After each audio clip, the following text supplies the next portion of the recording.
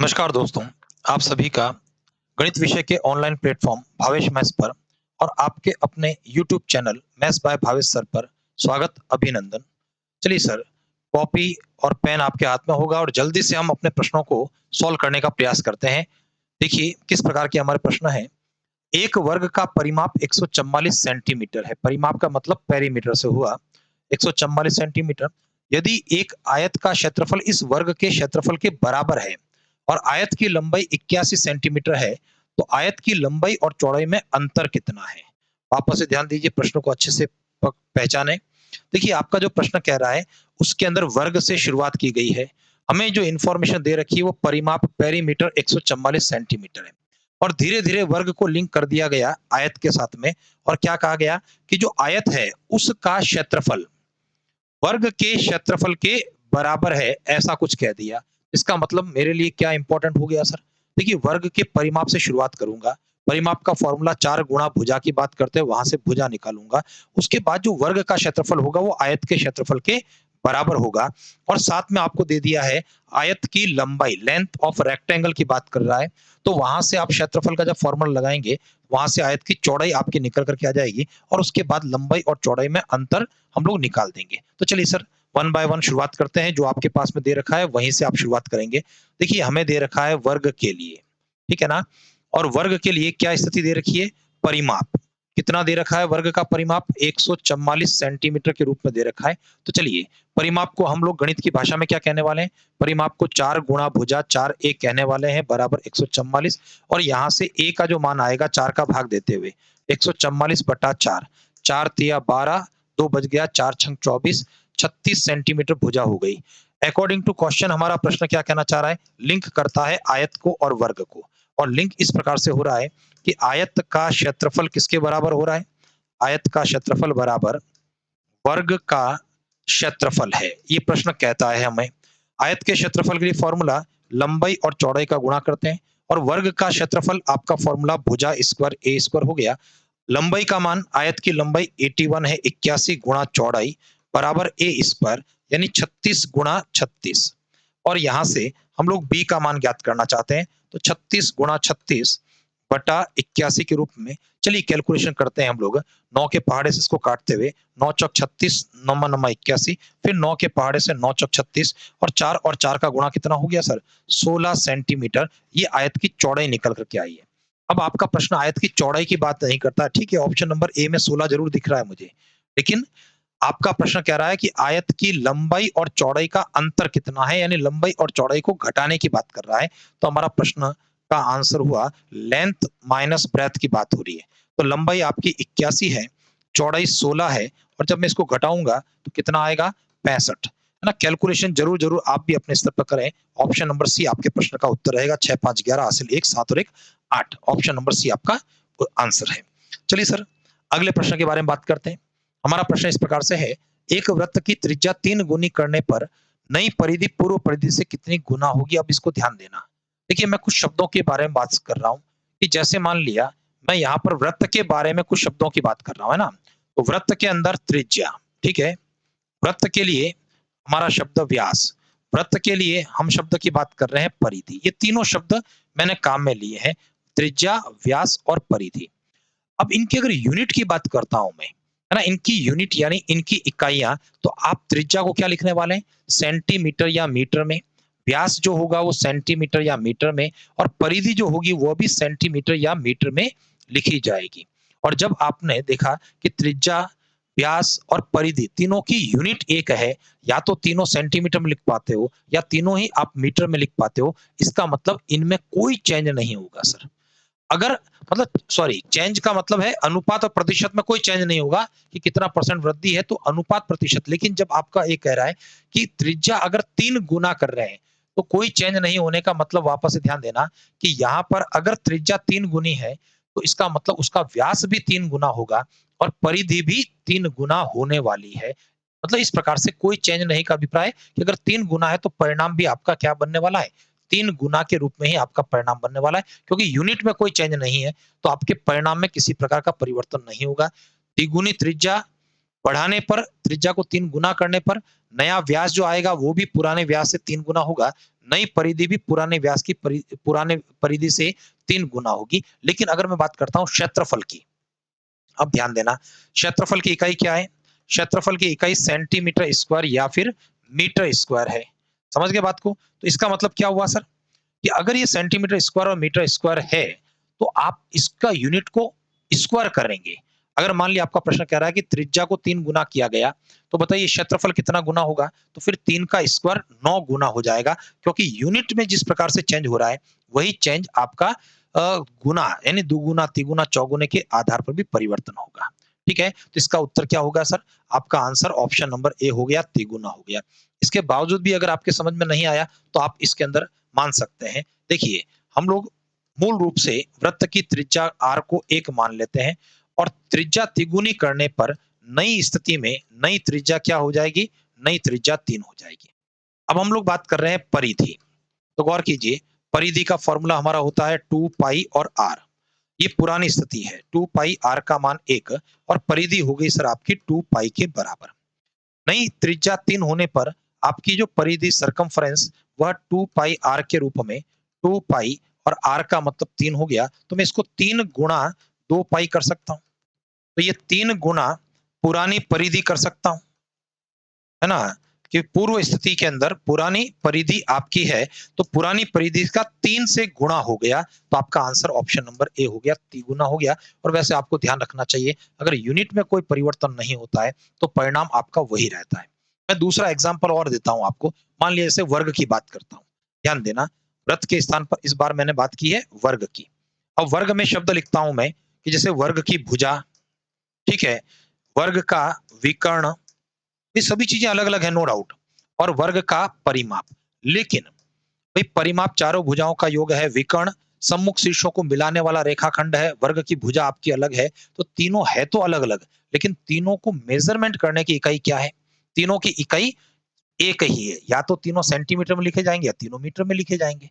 इसका मतलब अगर मान लिया मैं कहता हूं कि वर्ग की भुजा अगर 4 गुनी कर दी गया है, तो वर्ग का विकर्ण भी 4 गुनी होगा और वर्ग का परिमाप भी 4 गुना होगा, उसमें कोई चेंज अलग से नहीं होगा।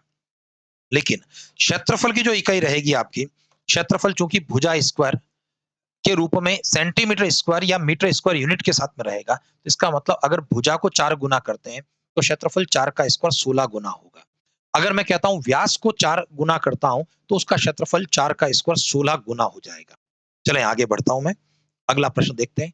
एक त्रिभुज और समांतर चतुर्भुज का आधार और क्षेत्रफल समान है। ध्यान दीजिए, त्रिभुज के बारे में बात कर रहा है, समांतर चतुर्भुज की बात कर रहा है, ट्राइंगल और पैरेललोग्राम की बात कर रहा है, और प्रश्नों के हिसाब से क्षेत्रफल कैसा है? क्षेत्रफल हमारा समान है। ठीक है, आधार भी समान है। त्रिभुज की भुजाएं 26, 28 और 30 सेंटीमीटर है। समांतर चतुर्भुज का आधार 28 सेंटीमीटर वाली भुजा है, तो समांतर चतुर्भुज की ऊंचाई क्या होगी? बहुत आसान सा प्रश्न है, केवल लिंक कहाँ है? त्रिभुज और समांतर चतुर्भुज का क्षेत्रफल समान है, तो आप सबसे पहला काम करेंगे, त्रिभुज का क्षेत्रफल ज्ञात करेंगे। और जब त्रिभुज का क्षेत्रफल आप लोग ज्ञात कर चुके होंगे, उस त्रिभुज के क्षेत्रफल को इस प्रश्न में समांतर चतुर्भुज के क्षेत्रफल आधार गुणा ऊंचाई के बराबर करते हुए, आधार समांतर चतुर्भुज का आपके पास में है और वहां से समांतर चतुर्भुज की ऊंचाई यानी हाइट ऑफ अ पैरेललोग्राम हम लोग ज्ञात कर लेंगे। यानी कुल मिलाकर के मेरा जो टारगेट है वो क्या है? मेरा टारगेट है त्रिभुज का क्षेत्रफल ज्ञात करना। और त्रिभुज के क्षेत्रफल को ज्ञात करने के लिए आपके दिमाग में आना चाहिए कि त्रिभुज की जो भुजाएं हैं 26, 28 और 30, ये 3 भुजाएं आपकी है, अलग-अलग है। विषम बाहु आपका त्रिभुज है और इसके माध्यम से आप हीरोन के फॉर्मूले की बात करेंगे और त्रिभुज का क्षेत्रफल को ज्ञात करेंगे। तो चलिए सर, मैं यहाँ पर इस प्रश्न को हल करने के लिए सबसे पहले ए का मान यहाँ पर इस प्रश्न में 26, बी का मान 28 और सी का मान हमारे पास में 30 है। ए बी सी का मान है, तो इसलिए हम एस का मान निकालना चाहेंगे। तो एस हो गया ए प्लस बी प्लस सी बट्टा 2। इन तीनों के योग में 2 का भाग, और जब मैं तीनों को जोड़ूंगा तो 6 और 8 14, हासिल लगा 1 4 2 6 और 2 8, 84 बट्टा 2। कैलकुलेशन अपने स्तर पर जरूर जरूर देखेंगे सर, है ना? तो एस का मान कितना हो गया? एस का मान हो गया 42। तो उम्मीद करता हूं कि यहां तक तो दिमाग में आ गया। 3 भुजाएं एबीसी आपको दे रखी थी। हीरोन के फॉर्मूले के लिए अर्ध परिमाप सेमी पेरीमीटर एस ज्ञात करना होता है, जिसका फॉर्मूला ए प्लस बी प्लस सी बटा 2 है। अब मुझे बताइए, इसलिए त्रिभुज का क्षेत्रफल मुझे ज्ञात करना है। बताओ सर, त्रिभुज के क्षेत्रफल के लिए फॉर्मूला, हमारे हेरोन का फॉर्मूला क्या है? वर्गमूल में S, S minus A, S minus B और एस माइनस सी, ये आपका फॉर्मूला है। और जैसे ही इसके अंदर वैल्यूज को पुटअप करेंगे तो एस का मान कितना है सर? देखिए ये रहा सर आपका एस का मान 42। S minus A, S minus ए का मतलब है 42 में से 26 को घटाना है। मैं सीधा इसको घटाने की बात कर रहा हूं। तो देखिए 26 और 4 30, 4 और 2 6, 16 के बराबर होगा सर। ठीक है ना? तो 42, 26 और 6 32, 10 42, 42 में से 26 घटाया, है ना? 16 आ गया। एस माइनस बी के लिए आपके दिमाग में आएगा इस 42 में से मुझे 28 को घटाना है, तो आपका रिजल्ट क्या रहने वाला है सर? 14 रहेगा। और एस माइनस सी, इस 42 में से सी 30 को घटाने पर आपका परिणाम 12 रहेगा। यहाँ पर गुणा करने के स्थान पर आप इसके गुणनखंड करें, टुकड़े करें। और जब आप इसके गुणनखंड करेंगे, टुकड़े करेंगे, देखिए 42 को मैं तोड़ सकता हूँ। 7 छंग 42 एक साथ लिखूंगा, 6 को 2 गुणा 3 के रूप में लिखूंगा, 16 को नहीं तोड़ूंगा मैं, 14 को 2 गुणा 7 के रूप में तोड़ रहा हूं, और 12 को मैं 4 गुणा 3 के रूप में तोड़ करके लिख रहा हूं। ठीक है? अब चलिए सर यहां पर देखें, 7 का पैर बन गया हमारा, तो वर्गमूल के बाहर 7 लिख दिया गया। 2 का पैर हमारा बन गया, तो इसलिए वर्गमूल के बाहर 2 भी लिख देंगे हम लोग। 3 का भी पैर बनता है हमारे पास, तो 3 भी वर्गमूल के बाहर आ गया। और उसके बाद 16 का वर्गमूल 4 हमने लिख दिया, और 4 का वर्गमूल 2 लिख दिया, यानी वर्गमूल के अंदर कुछ भी नहीं बचा सर। तो त्रिभुज का क्षेत्रफल देखें, 7 दूना 14 और 14 तिया 42 का 8 से गुणा है। ठीक है ना? 6 सता 42 और 8 का गुणा, 8 दूना 16 हासिल 1, 8 चौक 32 और 1 33, 336 वर्ग सेंटीमीटर। ये क्या निकल कर के आया? त्रिभुज का क्षेत्रफल निकला। अब आपका प्रश्न क्या कह रहा है कि त्रिभुज और समांतर चतुर्भुज के क्षेत्रफल आपस में बराबर है। ठीक है ना? तो अकॉर्डिंग टू क्वेश्चन हम बात करने वाले हैं समांतर चतुर्भुज का क्षेत्रफल। ठीक है? ये परीक्षा में लिखने वाले स्टेटमेंट्स नहीं है, ये केवल दिमाग में चलने वाले त्रिभुज का क्षेत्रफल है ना? तो area of parallelogram is equal to area of triangle. तो समांतर चतुर्भुज के क्षेत्रफल के लिए हम फॉर्मूले की बात करेंगे, आधार गुणा ऊंचाई। और त्रिभुज का क्षेत्रफल, हमारा सूत्र फॉर्मूला लगाने के बाद जो क्षेत्रफल निकल करके आया है वो 336 आया, उसको हम लोगों ने लिख दिया। आधार कितना लिखना है? आधार 28, ऊंचाई h ज्ञात करनी है, बराबर 336।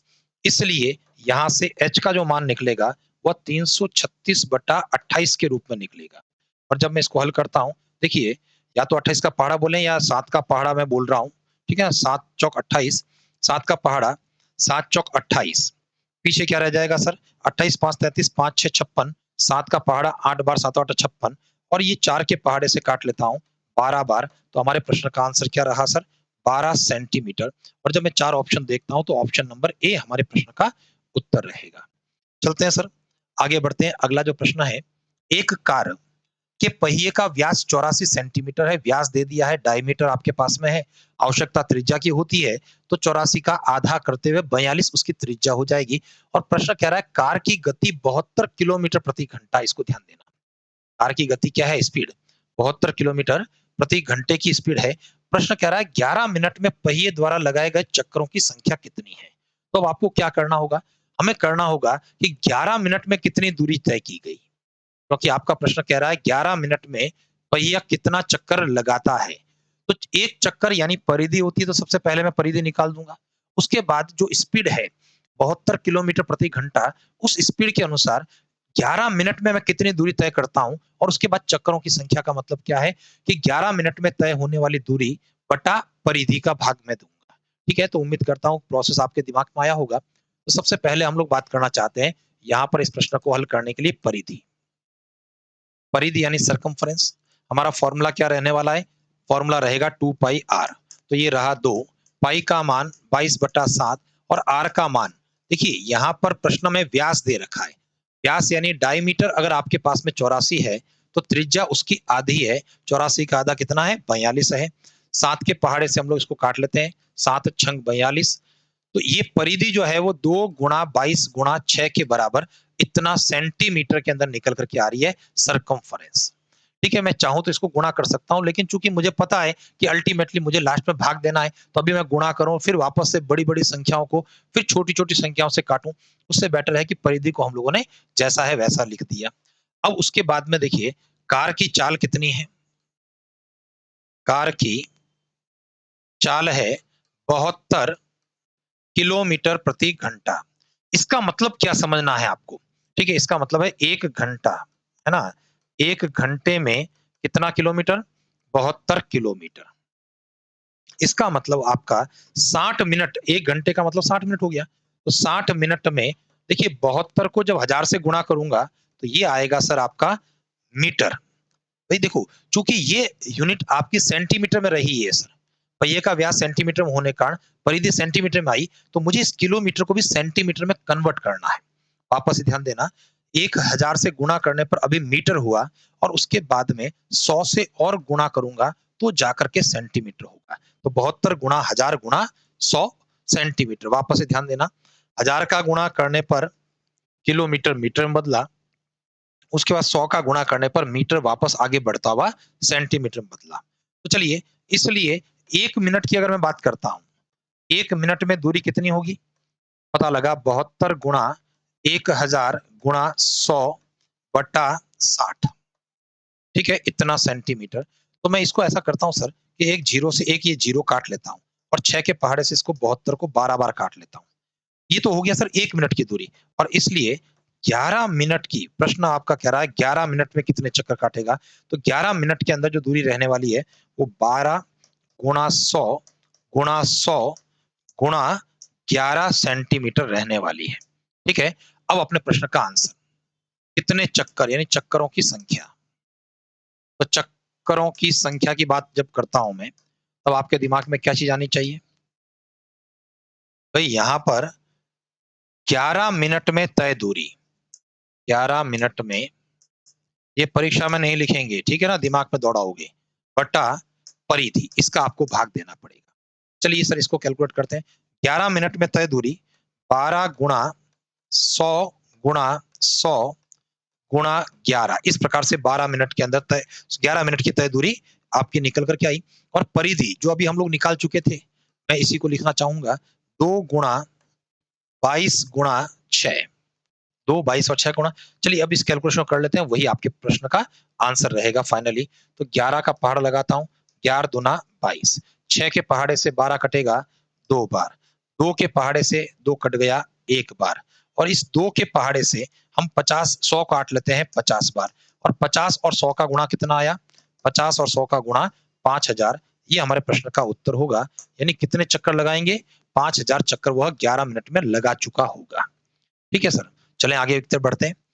अगला जो प्रश्न है हमारा, एक समषटभुज और एक समबाहु त्रिभुज का परिमाप समान है। देखिए यहाँ पर समषटभुज रेगुलर हेक्सागोन की बात कर रहा है, समबाहु त्रिभुज इक्विलेटरल ट्रायंगल की बात कर रहा है, और परिमाप के समान होने की बात कर रहा है। समषटभुज और समबाहु त्रिभुज के क्षेत्रफलों का अनुपात क्या है? गौर कीजिए, भाई दोनों के परिमाप बराबर है। देखिए समषटभुज, यहाँ ध्यान देना, समषटभुज में ऐसी 6 भुजाएं, और समबाहु त्रिभुज यानी 3 भुजाएं, और आपका प्रश्न कह रहा है परिमाप समान है। अगर मैं इसकी भुजा को 1 सेंटीमीटर मानता हूं कि ये 1 1 1 1 1 ऐसा मान लिया मैंने, है ना, ये एक क्या किया मैंने, मान लिया। अब प्रश्न क्या कह रहा है? अकॉर्डिंग टू क्वेश्चन, ठीक है, समबाहु त्रिभुज का परिमाप, समबाहु त्रिभुज का परिमाप perimeter of an equilateral triangle किसके बराबर है? यह बराबर है सम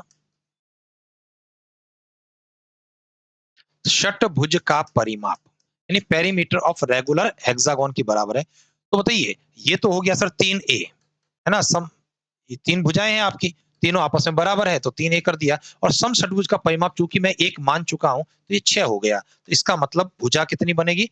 2 सेंटीमीटर, तभी इनके परिमाप बराबर होंगे। भाई अगर ये 1 1 1 है, तो इसकी भुजाएं जो रहेगी वो 2 2 2 रहेगी। तब आप चेक कर सकते हैं, 6 भुजाएं 1 1 सेंटीमीटर वाली और 2 सेंटीमीटर वाली 3 भुजाएं, परिमाप बराबर हो गया। इसका मतलब ये आपको ध्यान रखना है, समबाहु त्रिभुज के लिए भुजा 1 रहेगी और समबाहु त्रिभुज के लिए भुजा 2 रहेगी। आगे बढ़ते हैं। देखिए यहां पर कह रहा है क्षेत्रफलों का अनुपात क्या है? अब गौर कीजिए, सम षटभुज का क्षेत्रफल अनुपात त्रिभुज का क्षेत्रफल। अब इसके अंदर मैं स्टार मार्क कर रहा हूं सर। देखिए, हो सकता है हमारी जानकारी में हो या नहीं हो, है ना। स्टार मार्क करके क्या लिख रहा हूं? सम षटभुज का क्षेत्रफल के लिए अलग से आपके पास में कोई फॉर्मूला नहीं है। आपके दिमाग में आना चाहिए कि सम षटभुज में 6 समबाहु त्रिभुज होते हैं। इधर ध्यान दीजिए, इस डायग्राम को देखने का प्रयास करें। भाई, ये आपका केंद्र हो गया, सेंटर यहाँ पर। तो ये देखो, इनके अगर शीर्षों को मिलाता हूं तो आपके दिमाग में क्या चीज आनी चाहिए कि भाई ये कुल मिलाकर के 6 समबाहु त्रिभुज बनते हैं। तो सम षटभुज का जो क्षेत्रफल होगा 6 गुणा समबाहु त्रिभुज का क्षेत्रफल है। समबाहु त्रिभुज का क्षेत्रफल, ये आपका फॉर्मूला बनता है, ठीक है ना। और जब आपके दिमाग में आया कि भाई 6 तो संख्या है और समबाहु त्रिभुज का फॉर्मूला हमारा √3/4a² है, और यहां पर भी त्रिभुज जो है आपका वो समबाहु है ना। इस समबाहु त्रिभुज का क्षेत्रफल का फॉर्मूला क्या है? वर्गमूल 3/4a² है। तो मैं इन फॉर्मूलों को अप्लाई करता हूं। अब ध्यान देने की बात क्या है, ये दोनों में अलग अलग है। ए समबाहु त्रिभुज के लिए 2 है, और यहां पर सम षटभुज के लिए ए का मान कितना है? ए का मान भुजा 1 है। इसका आपको ध्यान रखना होगा। तो चलिए मैं इधर बात करूंगा, 6 गुणा √3/4, और ए का मान यहां पर चूंकि 1 के बराबर है तो 1 का स्क्वायर यानी कि 1 हो गया, अनुपात इस स्थान के ऊपर ए कितना है सर? समबाहु त्रिभुज के लिए ए का मान 2 है, तो √3/4 और 2 का स्क्वायर कितना हो गया? 2 का स्क्वायर 4। लेफ्ट राइट के अंदर √3/4 से √3/4 कट जाएगा। हमारा अनुपात 6:4, 2 के पहाड़े से काटते हुए सरल करने पर आपका आंसर क्या रहा? 3:2। ऑप्शन नंबर ए आपके प्रश्न का आंसर रहेगा। तो उम्मीद करता हूं दिमाग में आया। यहाँ जो समझने वाली बात क्या है कि सम षटभुज का जो क्षेत्रफल होता है उसमें 6 समबाहु त्रिभुज होते हैं ना। ये चीज आपके दिमाग में आए। आगे बढ़ता हूं। एक आयत की लंबाई उसकी चौड़ाई से 23 मीटर अधिक है। Length of a rectangle is 23 metre more than its breadth. यदि आयत का परिमाप 206 मीटर है तो आयत का क्षेत्रफल क्या होगा? तो चलिए सर, यहाँ पर आपको क्या चीज दे रखी है? जब मैं इसको प्रश्न को हल करता हूं, हमें दे रखा है लंबाई चौड़ाई से 23 मीटर अधिक है, तो लंबाई में से 24 घटाने पर 23 मीटर। ये इक्वेशन नंबर 1 आपको दे रखी है। लंबाई चौड़ाई को घटाने पर 23 आएगा। और आपके पास में देखिए और क्या दिया है? परिमाप कितना है? 206। परिमाप है 206 मीटर के बराबर। तो परिमाप का फॉर्मूला क्या है? परिमाप का फॉर्मूला 2l + b = 206। 2 के पहाड़े से काट लेता हूं, 2 से ऐसा कट जाएगा तो ये 1 0 और 3 हो गया। तो बताइए, लंबाई और चौड़ाई का योग 103 हो गया। Equation number 2। अब ये 2 समीकरण सॉल्व करेंगे और उन समीकरणों को हल करते हुए लंबाई और चौड़ाई के मान ज्ञात करेंगे। देखिए सर, इसको अब कैसे हल करना है उसको ध्यान देना। मैं अब इधर करता हूं। वापस से ध्यान दीजिए, जहां तक हम लोगों ने कर लिया कि लंबाई चौड़ाई से 23 मीटर अधिक है, यानी लंबाई में से चौड़ाई घटाने पर 23 है, l - b 23 है। परिमाप के लिए फॉर्मूला आपका 2l + b 206 है। 2 कट गया तो l + b, लंबाई और चौड़ाई का योग 103 है। तो गौर करो, l और b का योग 103 है और l - b आपका 23 है। इनको सबसे पहला काम क्या करना चाहूंगा? मैं जोड़ना चाहूंगा। और जैसे ही जोड़ेंगे तो b से b आपका कट गया, प्लस और माइनस, l आपका जोड़ करके 2l, इनको जोड़ने पर 126 हो गया। तो इसलिए लंबाई का मान 126 में 2 का भाग देते हुए 63 मीटर ये लंबाई निकल करके आ गई। अब इस l का मान समीकरण 1 या 2 कहीं पर भी डाल देंगे हम लोग, है ना। तो हम लोग बात करते हैं इक्वेशन नंबर 2 से। इक्वेशन नंबर 2 क्या कहती है? l और b का योग 103 के बराबर है। लंबाई और चौड़ाई का योग 103 के बराबर है, और उसमें से लंबाई आपकी 63 है। अगर लंबाई 63 है प्लस b बराबर 103, तो इसलिए यहां से चौड़ाई कितनी होगी? 103 माइनस 63। और जब मैं इसको घटाऊंगा तो ये 40 मीटर आपका परिणाम होगा। कैलकुलेशन जरूर देखें, ये मैं हर बार कहूं तो भी ठीक, नहीं तो भी आपको करना है काम। अब चलिए अपने प्रश्न के आंसर की बात कर रहा हूं। हमारा आंसर क्या हो गया? आयत का क्षेत्रफल। आयत का क्षेत्रफल, और आयत का क्षेत्रफल लंबाई चौड़ाई का गुणा है। लंबाई 63 है, चौड़ाई 40 है, और जब मैं गुणा करता हूं तो 0 4 3 12 हासिल 1, 4 6 24 और 1 25, 2520। और चूंकि इकाइयां मीटर में थी इसलिए मीटर स्क्वायर, 2520 मीटर स्क्वायर। और आपका आंसर जो है ऑप्शन नंबर डी में हमारे पास में है। उम्मीद कर रहा हूं कि आप भी साथ साथ में जो है इसको समझ भी रहे होंगे, लिख भी रहे होंगे, और हमें से कई विद्यार्थी जो है इसको ऑलरेडी पहले से कर चुके होंगे। ठीक है ना? चलिए आगे बढ़ता हूं। अगला प्रश्न है, एक आयताकार क्षेत्र की चौड़ाई उसकी लंबाई की 60% है। यदि क्षेत्र का परिमाप 800 मीटर है तो क्षेत्र का क्षेत्रफल क्या होगा? देखिए हमारा प्रश्न क्या कहना चाह रहा है, भाई लंबाई की 60% कौन है? चौड़ाई है। इसका मतलब यहां अनुपात के रूप में मैं ले सकता हूं, भाई लंबाई और चौड़ाई। लंबाई को अगर मैं 100 मानता हूं तो चौड़ाई कितनी मानी जाएगी हमारे द्वारा?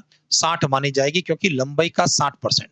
और अगर लंबाई 100 है तो आपके दिमाग में आएगा इस 100 का 60% जो कि 60 रहेगा। तो लंबाई 100 और चौड़ाई 60 हो गई। इसको सरल कर लेता हूं मैं ऐसा, 2 के पहाड़े से 5:3। तो अब आपके दिमाग में आए कि लंबाई चौड़ाई का अनुपात 5:3 बन गया। ठीक है? तो यहां से हम लोग मान लेंगे अनुपात होता है तो लंबाई को 5 के अनुसार 5x, चौड़ाई को 3 के अनुसार 3x आपके द्वारा माना जाएगा। तो लंबाई 5x हो गई और चौड़ाई कितनी हो गई? 3x हो गई। चलिए आगे बढ़ते हैं। हमारा प्रश्न कह रहा है परिमाप जो दिया है वहीं से स्टार्ट करेंगे हम लोग। परिमाप 800 मीटर के बराबर है। परिमाप का फॉर्मूला 2l प्लस बी बराबर 800। 2 के पहाड़े से 800 कट जाएगा सर, 400 बार। ठीक है? तो यहां से क्या निकल कर क्या आया? l प्लस बी 400 और l का मान 5x, b का मान 3x बराबर में कितना? 400। जोड़ने पर 8x बराबर 400 और यहां से x का मान 400 बटा 8, x 50 के बराबर बनकर के आ गया। तो मैं उम्मीद करता हूं यहां तक आपके दिमाग में आया होगा। वापस से रिपीट कर लेता हूं जल्दी से। भाई लंबाई को 100 मानने पर चौड़ाई उसका 60%, तो लंबाई 100 होने पर चौड़ाई 60। सरल करने पर अनुपात लेने पर लंबाई चौड़ाई का अनुपात 5:3 का अनुपात। और जब अनुपात की संख्या अगर आपके पास में है तो उन अनुपात के साथ में x लेते हुए लंबाई को 5x और चौड़ाई को 3x ले लिया गया। परिमाप हमें दे रखा था, परिमाप का फॉर्मूला हम लोगों ने लगाया और वहां से x का मान 50 निकल करके आ गया। अब बढ़ते हैं आगे की तरफ। अगर x 50 हो गया तो इसलिए लंबाई क्या है? लंबाई 5x, 5 गुणा 50, ये हो गया सर 250 मीटर लंबाई हो गई। चौड़ाई कितनी है? चौड़ाई है 3x, 3 गुणा x का मान 50, ये हो गया आपका 150 मीटर। तो लंबाई भी आपके पास में हो गई, चौड़ाई भी आपके पास में हो गई, तो इसलिए क्षेत्रफल कितना हो गया? क्षेत्रफल जो है लंबाई और चौड़ाई का गुणा होगा 250 और 150 का गुणा। देखिए 2 जीरो होंगे और 25 15 का गुणा करने पर 375 होगा।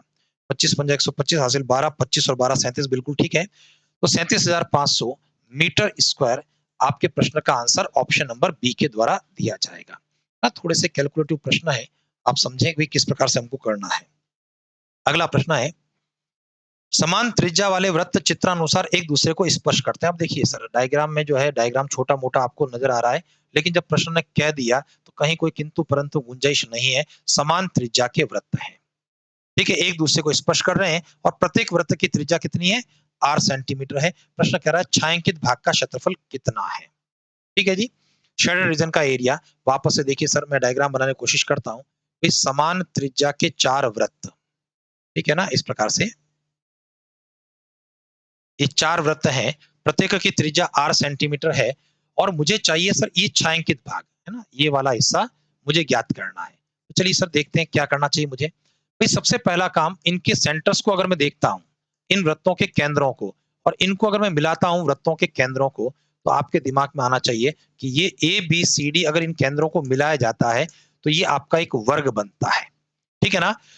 और ये वर्ग की भुजा कितनी होगी? तो आपके दिमाग में आएगा कि यह त्रिज्या आर है और यह त्रिज्या भी तो आर है, तो वर्ग की जो भुजा होगी वह 2r बन जाएगी। वर्ग की भुजा 2r के बराबर है, ठीक है।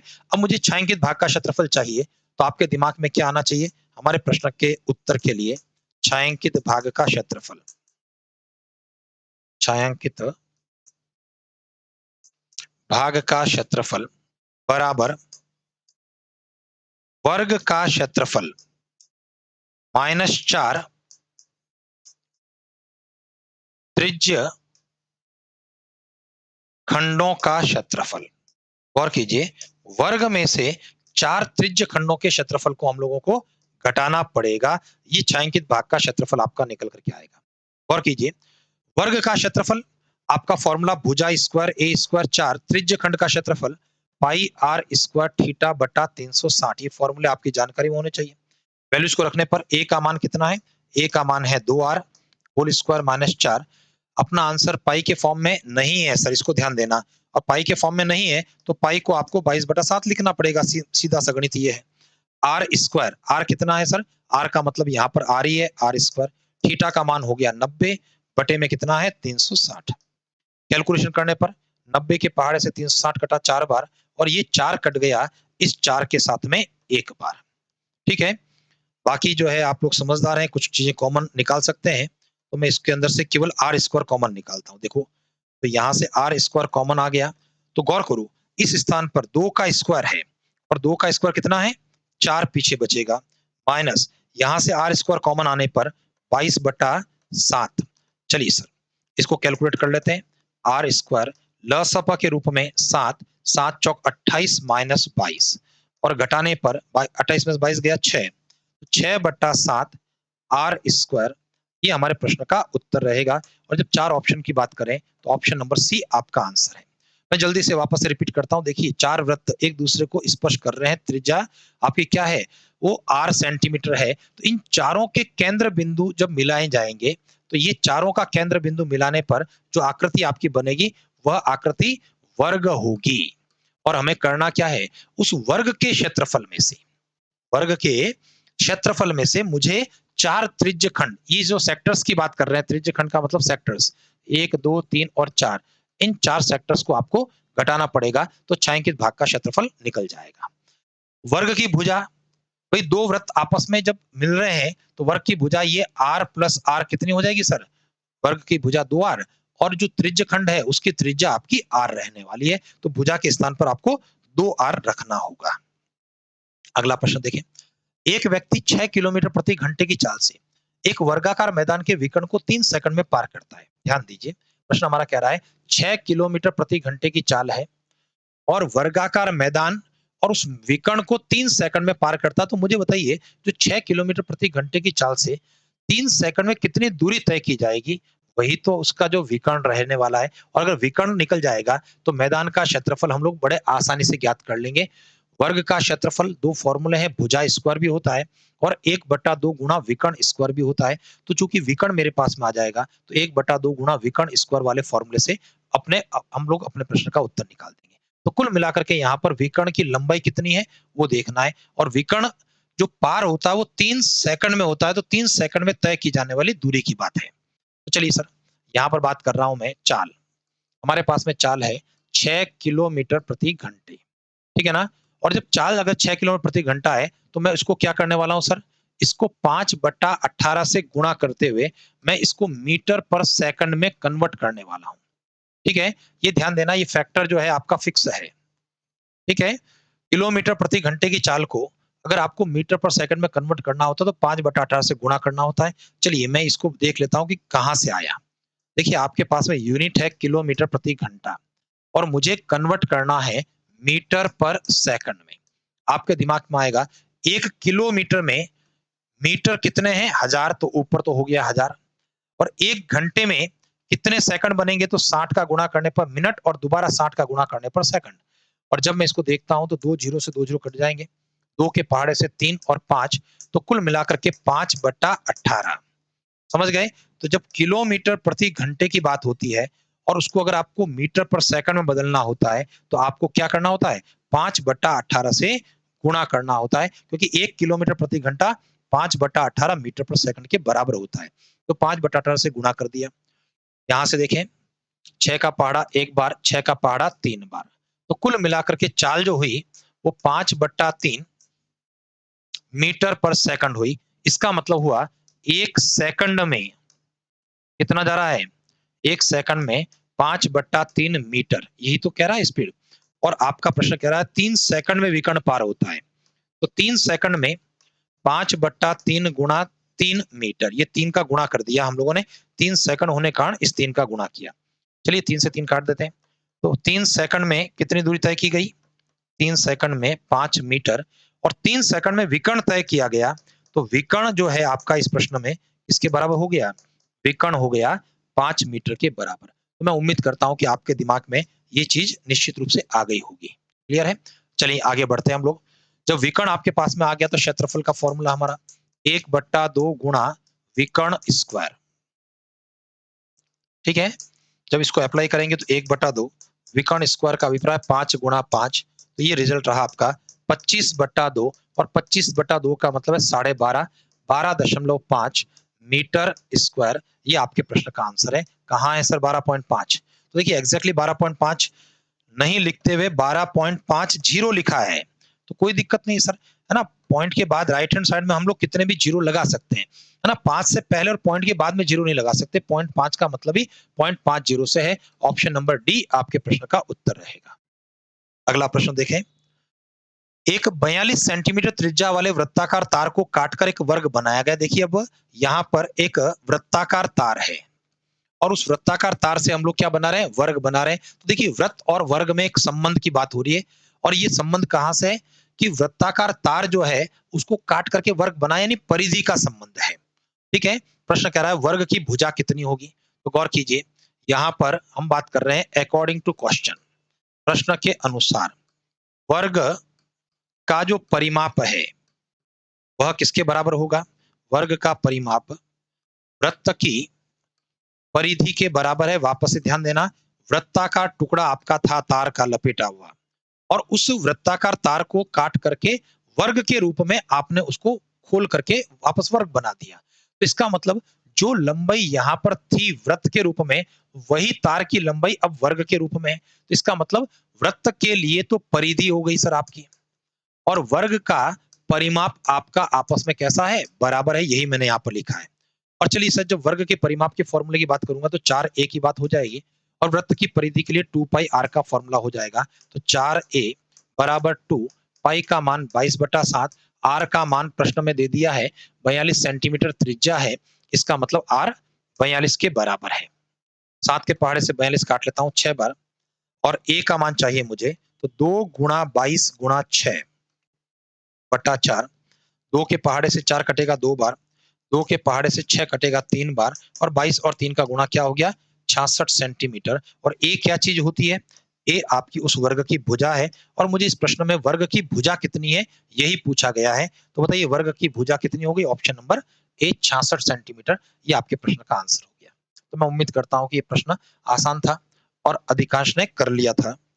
आगे बढ़ते हैं। एक समकोण त्रिभुज की ऊंचाई और आधार क्रमशः x+2 और 2x+3 है। यदि त्रिभुज का क्षेत्रफल 60 वर्ग सेंटीमीटर तो कर्ण की लंबाई क्या होगी। ना थोड़ा सा लंबा प्रश्न है, थोड़ा सा कॉम्प्लिकेट प्रश्न भी आपके पास में हो सकता है। भाई आपका प्रश्न कह रहा है ऊंचाई x+2, आधार 2x+3 और क्षेत्रफल 60।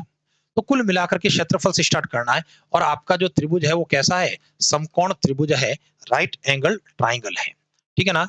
तो हम बात करेंगे समकोण त्रिभुज का क्षेत्रफल आपको दिया है। थोड़ा सा यहाँ पर अलजेब्रा का भी प्रयोग आपको करना पड़ेगा सर, ठीक है ना। समकोण त्रिभुज का क्षेत्रफल 60 आपको दे रखा है।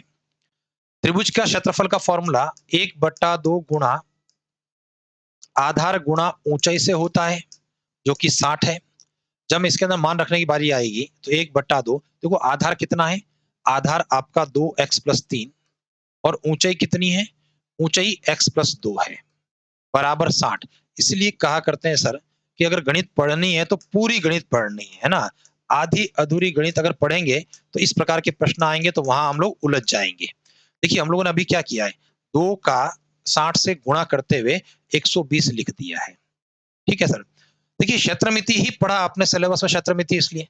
और अगर आपने अलजेब्रा नहीं पढ़ा तो यहाँ गुणनखंड करना हमारे लिए संभव नहीं होगा और हम लोग फॉर्मूलों को जानते हुए भी, तरीके को जानते हुए अपना उत्तर नहीं दे पाएंगे। तो इसलिए मैथ्स पढ़नी है तो किसी एक कंपटीशन के लिए नहीं पढ़ना, मैथ्स पूरी की पूरी पढ़नी, ताकि कोई भी कंपटीशन आप दें तो उसके अंदर जो है हम लोग कहीं उलझे नहीं, कहीं अटके नहीं। ठीक है। तो चलिए मैं यहाँ पर गुणा करता हूँ। देखिए स्थिति क्या रहने वाली है, तो 2x का गुणा करने पर 2x², 2 का 2 से गुणा 4x, प्लस का 3x, 3 का 2 से गुणा 6 बराबर में कितना है 120। चलिए सर 120 का पक्षांतर, ये 120 कैसे आया, समझ में आया था ना आपको कि भाई इधर 2 था और राइट हैंड साइड में 60 था, क्रॉस मल्टीप्लिकेशन कर दिया, 2 का पक्षांतर कर दिया, 60 और 2 का गुणा 120 हुआ। चलिए आगे बढ़ता हूँ। 2x स्क्वायर 4 और 3 हो गया 7x, 120 का पक्षांतरण 120 घटाने पर 6 प्लस का है और 6 में से जब 120 घटा तो माइनस का 114 बराबर 0। वापस से ध्यान दीजिए sir, minus 114 is equal to 0 के बराबर है। 6 माइनस 120 114 के बराबर हुआ। चलिए अब आप इसका क्या करने वाले हैं, गुणनखंड करने वाले हैं सर। बगैर गुणनखंड जो है अपना काम नहीं चलेगा सर। तो चलिए देखते हैं सर, 114 और 2 का गुणा है 228 है। इसका गुणा किस प्रकार से हम लोग करें? ये आपका आ रहा है सर 228 आ रहा है ना। मैं अगर इसके टुकड़े करना चाहूंगा तो 10 और 3, उसके बाद में 20 और 13, 13 दूना 26, इससे थोड़ा बड़ा आ गया सर, 13 दूना 26, तो इससे छोटा चलना चाहिए। तो छोटा चलेंगे तो हम लोग 4 दूना 8 है ना, तो अगर मैं यहाँ पर 4 ऐसा कम करते हुए 9, 16 नम 144, ये काफी कम रह गया। 18 के साथ में अगर 11 की बात करता हूं तो देखिए 18 11 का गुणा, 18 एकम 18 हासिल 1, 18 और 1 19, ये भी अभी कम है ना, 13 दूना 26। चलते हैं सर, देखते हैं और आगे बढ़ते हुए कि और क्या परिणाम हमारे हो सकते हैं इसके अंदर। 30 के साथ में 23 होगा, ये तो काफी बड़ा निकल गया सर। 24 के साथ में इसमें से 6 कम करने पर 17, 24 और 17 देखते हैं तो 17 चौक 68 हासिल लगा 6, 17 दूना 34 और 6 40। ये कैलकुलेशन एक बार वापस देख लें सर। 114 डबल करने पर 228 है और इसके गुणनखंड हम लोग करना चाह रहे हैं 7 के गैप के साथ में। ठीक है भाई, इतना आगे तो कैसे जाएंगे, वापस एक बार देखते हैं। देखिए या तो गुणनखंड कर लें और या धराचारी फॉर्मूला हम लोग लगा लें, तो यहाँ से बड़ा नंबर आएगा सर माइनस, इसलिए 10 और 3 का गैप बिल्कुल ठीक है। 5 जोड़ने पर 15 और यहाँ पर 5 जोड़ने पर 8, 15 8 120 और मुझे चाहिए सर 228 के रूप में। ठीक है, कैलकुलेशन एक बार वापस देख लेना सर आप। x प्लस 2, यहाँ पर 2x स्क्वायर, 2 दूना 4x प्लस 3x 7x और 6। मैं उम्मीद तो करता हूँ कि कैलकुलेशन सही होगी। आगे बढ़ते हुए ना, ऐसा 16 17 18 19 20 और इस स्थान पर 9 10 11 12 13, 19 और 12 का गुणा, 19 दूना 38 हासिल लगा 3, 19 और 3 हो गया अपना 22। देखिए सर 19 और 12 ये आपका गुणनखंड हो गए। ठीक है, 19 दूना 38 हासिल 3, 19 और 3 22, 228 आपका गुणनखंड का गुणा चाहिए था। तो 19 और 12 हम लोग इसके टुकड़े कर रहे हैं। तो 2x square plus 19x minus 12x minus 114 बराबर 0। एक यहां से x कॉमन करने पर 2x प्लस 19 माइनस का यहां से 6 कॉमन करने पर, 6 कॉमन कर रहे हैं तो 2x प्लस 19 बराबर 0। तो यहां जो स्थिति रही सर, एक कोष्टक आपका हो रहा है 2x प्लस 19 और दूसरा कोष्टक हो रहा है x माइनस 6 बराबर 0। गौर कीजिए, तो इसलिए जब 2x माइनस 19 बराबर 0 करेंगे तो x का मान 19 बटा 2 हो गया सर। 2x प्लस 19 है ना, x का मान आपका रिजल्ट क्या रहने वाला है, माइनस का रहने वाला है। ठीक है ना, गौर कीजिए x बराबर माइनस 19 बटा 2 और x का परिणाम माइनस में, ये संभव नहीं है। ठीक है जी, ये परिणाम आपका संभव नहीं होगा। तो इसलिए x माइनस 6 बराबर 0 से x बराबर क्या होगा, 6 के बराबर होगा। तो चलिए सर, अब यहां से आगे बढ़ जाता हूं। देखिए मैंने इसीलिए आपको कहा कि भी हर चीज के लिए हम लोगों को प्रिपेयर रहना है, तैयार रहना है। अब क्षेत्रमिति की बात करते हुए हम लोगों को गुणनखंड यहाँ पर करना पड़ा। तो गुणनखंड या तो आ जाए और नहीं तो श्री धराचारी फॉर्मूला जो minus B plus minus root B square minus 4ac upon 2a होता है, आप उसको यूज करेंगे। ठीक है ना, तो चलिए फिलहाल यहाँ से गुणनखंड करने के बाद में x के 2 मान आए, एक नेगेटिव जो कि परिणाम संभव नहीं, एक पॉजिटिव x बराबर 6। तो मुझे बताइए यहाँ से आधार कितना हो गया सर, आधार है 2x प्लस 3। तो गौर कीजिए 2x का मान 6 प्लस 3, तो 6 दूना 12 और 3 15 यहाँ पर सेंटीमीटर, ये आपका आधार हो गया। और ऊंचाई कितनी है, ऊंचाई x प्लस 2 यानी 6 प्लस 2 बराबर 8 सेंटीमीटर। अब मुझे बताइए आधार 15, ऊंचाई 8 और मुझे चाहिए कर्ण चाहिए इसका। तो कर्ण क्या होगा सर? कर्ण हो गया रूट में ए स्क्वायर प्लस बी स्क्वायर का फॉर्मूला। और अगर आप पाइथागोरन ट्रिपलेट्स को जानते हैं 8 15 पर, तो आप अपना परिणाम सीधा मौखिक रूप से कितना दे देंगे? 8 15 पर पाइथागोरन ट्रिपलेट्स क्या कहते हैं कि उसका कर्ण 17 होगा। और नहीं तो इस प्रकार से 15 का स्क्वायर और 8 का स्क्वायर। 15 का स्क्वायर कितना रहेगा? 225। और 8 का स्क्वायर कितना रहा? 8 का स्क्वायर रहेगा 64। और ये आपका रिजल्ट रहा रूट में 289। और 289 का वर्गमूल कितना? 17 सेंटीमीटर। ऑप्शन नंबर सी आपके प्रश्न का आंसर रहा। थोड़ा सा लंबी कैलकुलेशन है, ज्योमेट्री का के साथ में आपको अलजेब्रा का प्रयोग करना पड़ा। प्रश्न है, एक समचतुर्भुज का क्षेत्रफल आपके पास में है 256 वर्ग सेंटीमीटर। यदि इसके एक विकर्ण की लंबाई दूसरे विकर्ण की लंबाई की आधी हो, है ना, एक विकर्ण दूसरे का आधा है, ऐसा कुछ कह रहा है प्रश्न। तो विकर्णों की लंबाइयों का योग मुझे चाहिए। देखिए सर, हम लोगों को क्या चीज कह रही है सर? आपको दे क्या रखा है? दे ये रखा है कि एक विकर्ण की लंबाई दूसरे की आधी है। ये तो कह रहा ना, एक विकर्ण की लंबाई दूसरे विकर्ण की लंबाई की आधी है। ठीक है ना? तो इसका मतलब d1 बराबर d2 बटा 2 ये आपको दे रखा है। एक बात, ठीक है, इक्वेशन नंबर 1 हो गई। और आपको दे रखा है क्षेत्रफल। कितना दे रखा है क्षेत्रफल? 256। देखिए, समचतुर्भुज का क्षेत्रफल 1/2 गुणा d1 क्रॉस d2 बराबर क्या होगा? 256 होगा। चलिए फिर से वही 2 का वज्र गुणा करना चाहूंगा, या अब बाद में कर लेंगे, चलो ठीक है। आप पहले कर सकते हैं, बाद में भी आप इसका वज्र गुणा कर सकते हैं, ठीक है। चलो मान लगाते हैं 1/2 d1 के स्थान पर आप d2/2 लगा रहे हैं, तो d1 जो है वो d2/2 के बराबर, और गुणा d2 बराबर 256। तो अब आप देखेंगे ये 2 और ये 2 का गुणा 4 के रूप में हो रहा है ना। तो यहां से d2 गुणा d2 बराबर 256 गुणा 2 और 2 का गुणा 4। इसलिए d2, क्योंकि ये जो है d2 गुणा d2 का मतलब d2 का स्क्वायर है, वर्गमूल लेते हुए d2 का मान निकलेगा। तो इसका वर्गमूल लेंगे 256 गुणा 4 का वर्गमूल। तो 256 का वर्गमूल कितना होगा सर? 16। 4 का वर्गमूल कितना? 2। तो d2 आपका 16 दुना 32 सेंटीमीटर निकल करके आ रहा है। ठीक है, तो इसका मतलब मुझे बताइए क्या होगा? तो इसलिए पहला जो विकर्ण होगा वह दूसरे विकर्ण का आधा है, 32/2, और 32 में 2 का भाग देने पर 16 सेंटीमीटर। तो चलिए अपने प्रश्न का आंसर क्या रहा सर? हमारा आंसर रहा दोनों विकर्णों की लंबाइयों का योग d1 और d2 का योग, d1 16 और d2 आपका 32। 16 और 32 को जोड़ने पर 48 सेंटीमीटर। ऑप्शन नंबर बी आपके प्रश्न का उत्तर है। वापस से जल्दी से इसको रिवाइज कर लेते हैं। देखिए, प्रश्न ने कहा पहला विकर्ण दूसरे विकर्ण का आधा है, इसका मतलब d1 जो है पहले विकर्ण को अगर लेता हूं तो वो d2/2 के बराबर है। ये आपकी स्थिति हुई। क्षेत्रफल 256 है, 1/2 d1 क्रॉस d2 का मान 256 के बराबर हुआ। तो 1/2 d1 का मान d2/2 के रूप में रख दिया।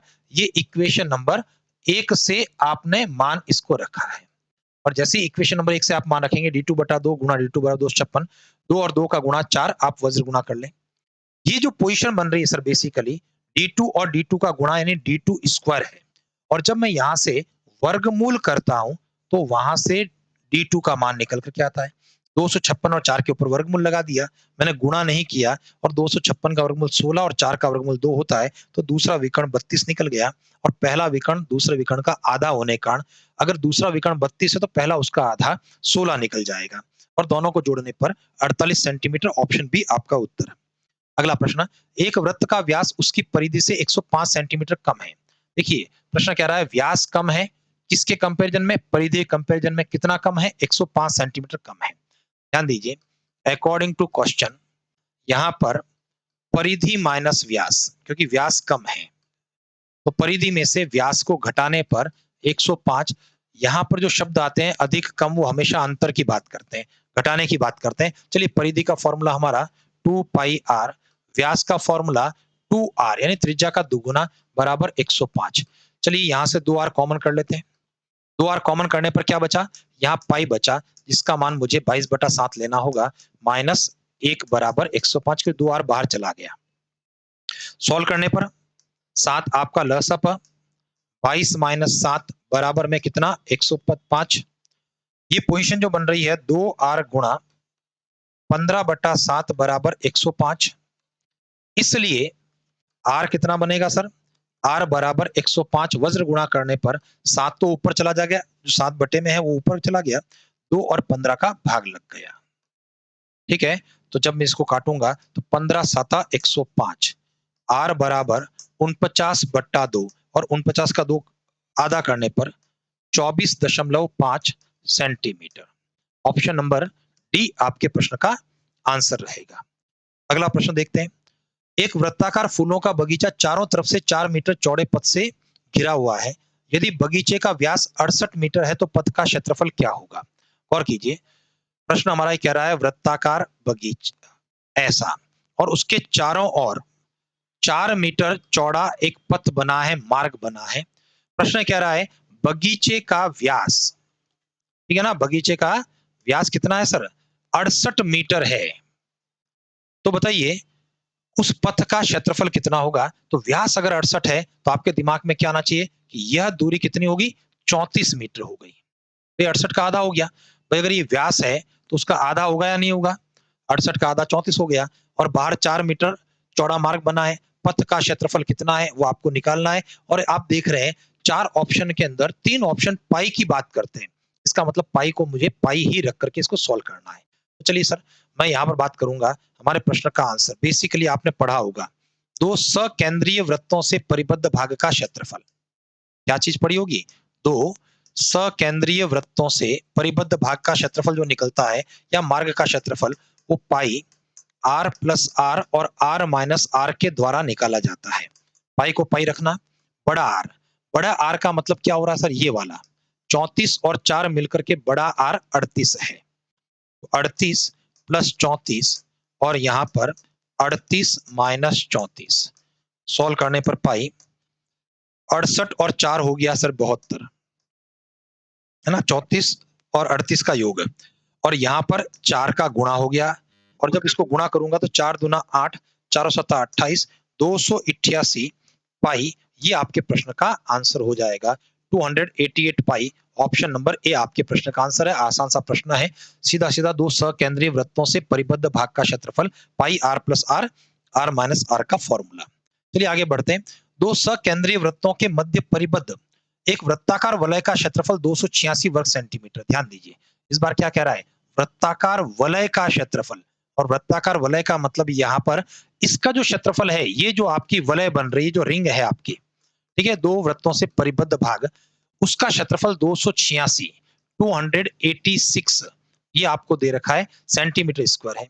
दोनों वृत्तों की त्रिज्याएं क्या होगी, और त्रिज्याओं का अगर अंतर कितना है, 7 है। चलिए सर, फिर से मैं बात कर रहा हूं कि जो यहाँ पर वृत्ताकार वलय की बात कर रहे हैं ना, वृत्ताकार वलय का क्षेत्रफल इस प्रश्न में 286 के बराबर है।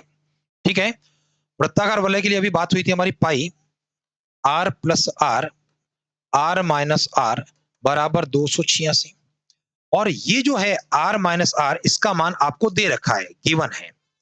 प्रश्न ने क्या कहा कि अंतर कितना है, अंतर 7 सेंटीमीटर है, ये आपको दे रखा है, तो इसको मैं रखता हूं। तो ये पाई का मान 22/7 r प्लस आर, और r माइनस आर का मान प्रश्न देता है आपको, इसलिए r माइनस आर 7 कर देंगे, ये 7 से 7 कट गया। तो बताइए r प्लस आर क्या हो गया, r प्लस आर बराबर 286/22, 22 के पारे से काट लेते हैं, 22 एकम 22, 6 22 तिया 66, तो r और r का योग क्या हो गया, 13 सेंटीमीटर होना चाहिए। और उसके बाद देखिए मैं इसको ऑप्शन से कर सकता हूं, क्योंकि अब या तो क्या करूंगा मैं कि 2 समीकरण मेरी बने, 2 समीकरण कौन सी बने, एक समीकरण r प्लस आर बराबर 13 वाली इक्वेशन नंबर 1, और दूसरी समीकरण r माइनस आर बराबर 7, ये 2 बने। इन दोनों को ऐड करते हुए, ठीक है भाई, या तो ऑप्शन से करेंगे कि भाई r और r का योग 13 हो जाए। कहां पर 13 है, देखो यहां पर 14 और 7 21 है, ये उत्तर मेरा नहीं है। 10 और 3 13 है, ये मेरा उत्तर हो गया, क्योंकि r और r मिलकर 13 है। तो बाय ऑप्शन हम लोग कर सकते हैं, और नहीं तो समीकरण को हल करते हुए भी r का मान ज्ञात कर सकते हैं। दोनों को जोड़ने पर r कट गया, तो ये पोजीशन बनेगी सर 2r बराबर 20, इसलिए बड़ा आर आपका 10 सेंटीमीटर, ठीक है। और इक्वेशन नंबर 1 से जब आप कह रहे हैं कि बड़े आर और छोटे आर की जोड़ 13 है, उसमें से बड़ा आर 10 है, तो छोटा आर कितना होगा? 3 सेंटीमीटर है। तो जैसा भी आपको लगे कि भाई आर आर की दो समीकरण चूंकि बन चुकी है, आर माइनस आर 7 है, ये प्रश्न देता है, और आर प्लस आर अपने फॉर्मूले के द्वारा हम लोगों ने ज्ञात कर लिया है। तो या तो आप दोनों समीकरणों को एक के नीचे एक लिखते हुए, जोड़ते हुए बड़ा आर निकालें और बड़े आर का मान रखते हुए छोटा आर निकालें, और या जब आपको पता चल गया कि आर प्लस आर 13 के बराबर है, तो बाय ऑप्शन आप अपने को इसको ट्राई करें, और उसके बाद दोनों को जोड़ने पर 13 कहाँ है? तो केवल और केवल ऑप्शन नंबर बी में 13 है। देखिए यहाँ पर 12 5 17 है, यहाँ पर 13 6 19 है, जबकि आर और आर का योग 13 ही होना चाहिए। चले आगे बढ़ते हैं। अगला प्रश्न हमारा, एक घड़ी के घंटे की सुई 6 सेंटीमीटर लंबी है, 90 मिनट में इस सुई के द्वारा बनने वाले त्रिज्य खंड का क्षेत्रफल, यानी त्रिज्य खंड का मतलब सेक्टर की बात हो रही है, एरिया ऑफ सेक्टर को आपको निकालना है। और एरिया ऑफ सेक्टर क्या होगा सर? त्रिज्य खंड का जो क्षेत्रफल है हमारा, उसका फॉर्मूला होता है पाई आर स्क्वायर थीटा बटा 360 होता है। चलिए सर, चूंकि अपना आंसर पाई में नहीं है तो पाई का मान मुझे रखना पड़ेगा 22/7। आर कितना है? 6 सेंटीमीटर घड़ी के सुई है, तो 6 गुणा 6। अब खास बात थीटा कितना है उसको मुझे देखना है। अब आप देखेंगे कि हमारी सुई घंटे की है या मिनट की है, पहले तो ये तय करें। तो पता लगा घंटे की सुई है, और आपकी जानकारी में होगा कि अगर घंटे की सुई है, घंटे की सुई 1 मिनट में कितना कोण बनाती है? आधा डिग्री कोण बनाती है। समझ गए बात को? घंटे की सुई 1 मिनट में आधा डिग्री कोण बनाती है, इसका मतलब 45 मिनट की अगर बात करता हूं मैं, सॉरी 90 मिनट की बात है ना, प्रश्न 90 मिनट की बात कर रहा है। तो बताइए 90 मिनट में कितना कोण बनाएगी? 1/2 गुणा 90, 45 डिग्री का कोण बनाएगी। ठीक है, तो थीटा के स्थान पर आपको क्या रखना होगा? 45 रखना होगा। चलिए अब ये कैलकुलेशन कर लेते हैं, जो कटता है उसको काटते हुए। 45 का पहाड़ा लगाता हूं सर, 45 दूना 90, और ये 8 बार कटेगा, 8 चौक 8 पंजे 40, हासिल 4, 32 और 4 36। तो 45 के पहाड़े से 360, 8 बार कट गया। अब देखें 2 का पहाड़ा लगाता हूं मैं, 2 का पहाड़ा 4 बार, 2 के पहाड़े से 3 बार, फिर वापस 2 का पहाड़ा 2 बार, ठीक है, और यहां पर 2 का पहाड़ा 3 बार, फिर 2 का पहाड़ा 1 बार, और यहां पर 11 बार। तो 11 नम 99 बटे में 7, 3 और 3 का गुणा 9, और 11 का गुणा 99/7, भाग लगाने पर 7 एकम 7, ठीक है, 2 बच गया, 7 चौक 28, क्योंकि 2 बच गया, 9 आ गया, 29 हो गया, तो 7 चौक 28, 1 बच गया, तो पॉइंट लगा देना। पॉइंट के बाद 1 के बाद 0 हो गया, 10 हो गया, 7 एकम 7, पीछे रह गया 3 0 30, 7 चौक 28, ठीक है ना। और भी भाग जाएगा सर ये, है ना, 14.14 सेंटीमीटर स्क्वायर। ये एग्जैक्ट वैल्यू नहीं है, ये अप्रोक्स वैल्यू है, लगभग लगभग 14.14 आपके प्रश्न का आंसर रहेगा। उम्मीद करता हूं कि दिमाग में चीज भी आ गई होगी। आसान सा प्रश्न है, बस यह ध्यान ये रखना है कि घंटे की सुई 1 मिनट में आधा डिग्री का कोण बनाती है, और अगर यहाँ मिनट की सुई होती तो 1 मिनट में 6 डिग्री का वो कोण बनाती है। आगे बढ़ते हुए, एक वर्ग का क्षेत्रफल 16 वर्ग सेंटीमीटर है। देखिए वर्ग की बात हो रही है, स्क्वायर क्षेत्रफल आपको दे दिया, यहां से भुजा निकल जाएगी। इसकी भुजाओं के मध्य बिंदुओं को क्रम से मिलाने पर बने वर्ग का क्षेत्रफल क्या होगा? थोड़ा सा टेक्निकल प्रश्न बन रहा है सर, ध्यान दीजिए। आपके दिमाग में क्या चीज आनी चाहिए कि देखो ये वर्ग है, ठीक है, वर्ग का क्षेत्रफल 16 सेंटीमीटर है। क्षेत्रफल, क्षेत्रफल का मतलब है भुजा स्क्वायर बराबर 16, तो इसलिए भुजा का मान कितना बना? 4 सेंटीमीटर। ये प्रश्न कह रहा है हमारा 4 सेंटीमीटर इसकी भुजा हो गई, ठीक है, वर्ग की। अब आपका प्रश्न क्या कहना चाह रहा है बताओ?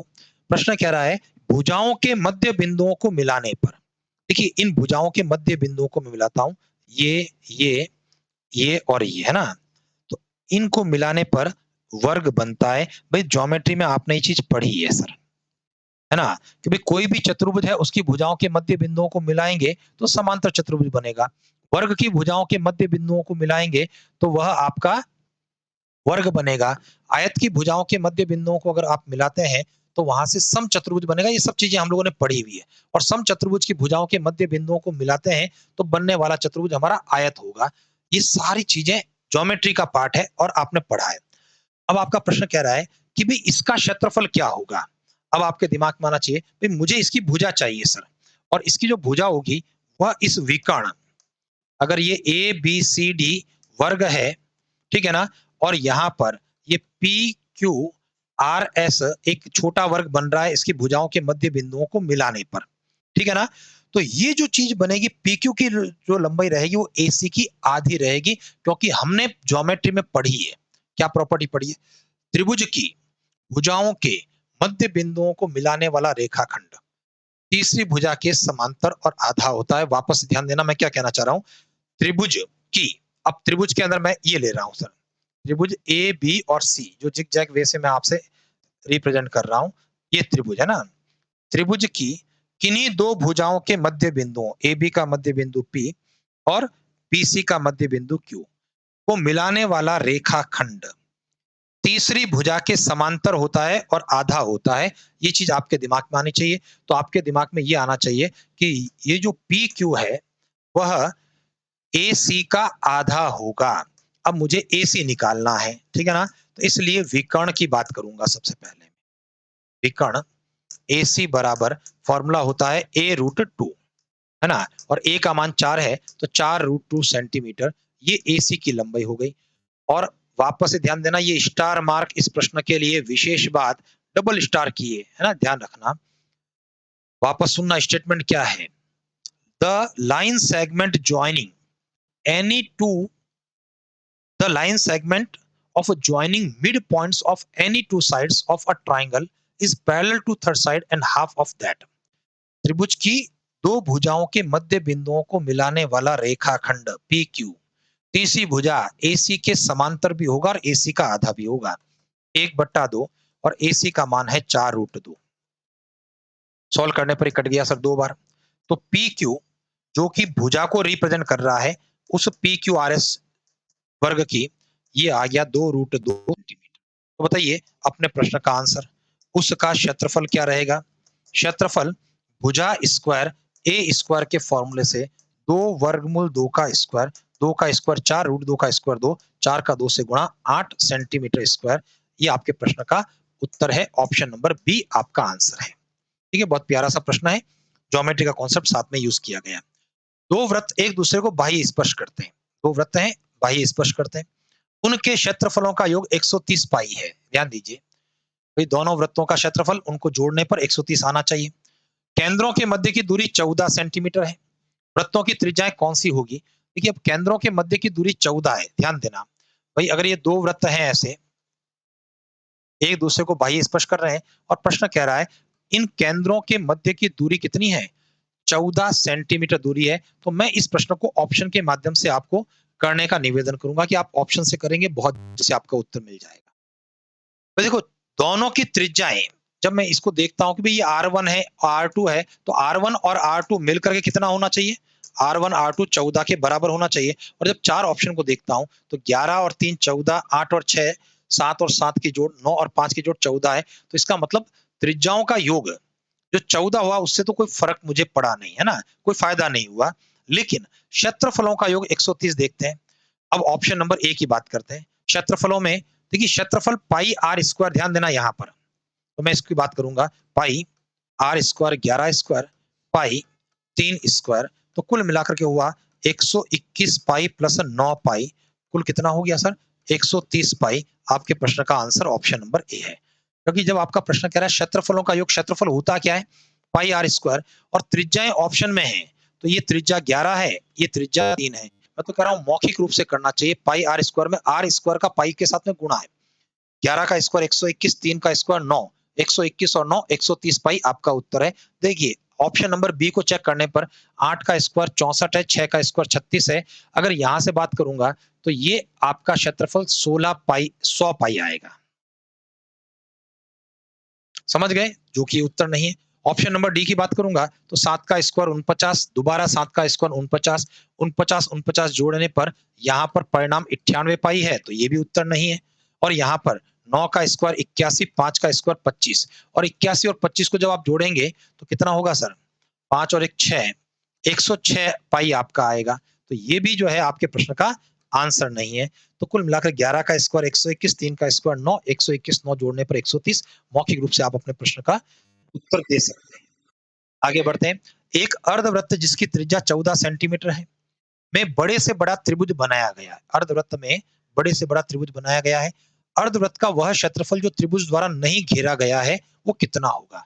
और कीजिए भाई, अर्धवृत्त में बड़े से बड़ा त्रिभुज कब बनेगा सर? कैसा बनेगा? ये अर्धवृत्त, ये उसका केंद्र बिंदु O है। इसी के ऊपर एक बिंदु लेते हुए जो त्रिभुज बनेगा ये बड़े से बड़ा त्रिभुज है सर। ठीक है ना? इससे बड़ा, देखो त्रिभुज बड़ा कब बनना है?